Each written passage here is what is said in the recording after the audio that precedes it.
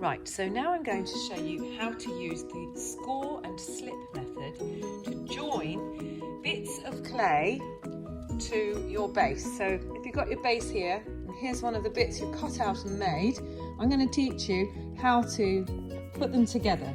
Very, very important, the score and slip method. I'm going to get my fresh skull out of the plastic bag where it's been keeping nice and fresh, because we want to keep it in the plastic stage so that we can still manipulate the clay and do stuff to it.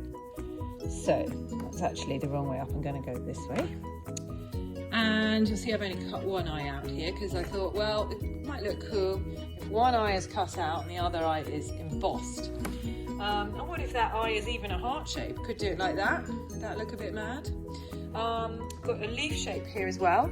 You can see that not only are they separate pieces which I'm going to emboss, but they've also been engraved. You can see the lines cut in here.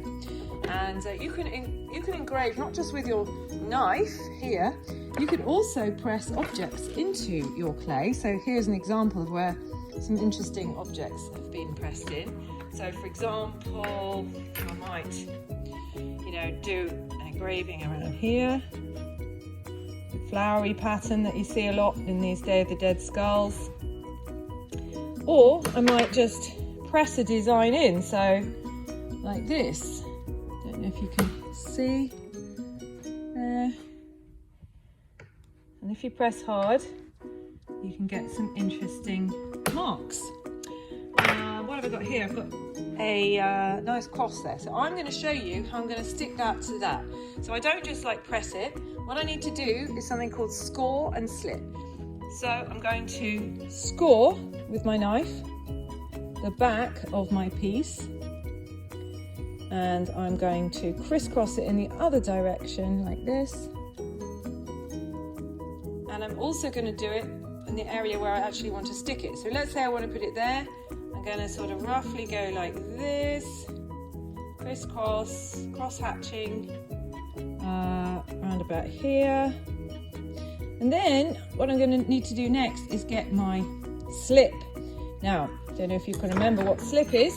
Basically, I have a big bucket of slip here, and it is just clay with loads of water in. So it's all nice and gluey and liquidy. I'm going to dip my brush in, and I'm going to dot it onto the scoring marks that I just made. I'm going to make sure it goes into those little cut marks I made. Okay? Probably going to put a little bit on here as well. Not too much, don't swamp it. But we are basically making it so that there is a kind of glue. Now, this is really important. What you need to do now is really, really press it down. Really press it down, but without spoiling the shape of it. So that is the challenge. And then what you might want to do is brush the slip a little bit so it's not too mucky and messy.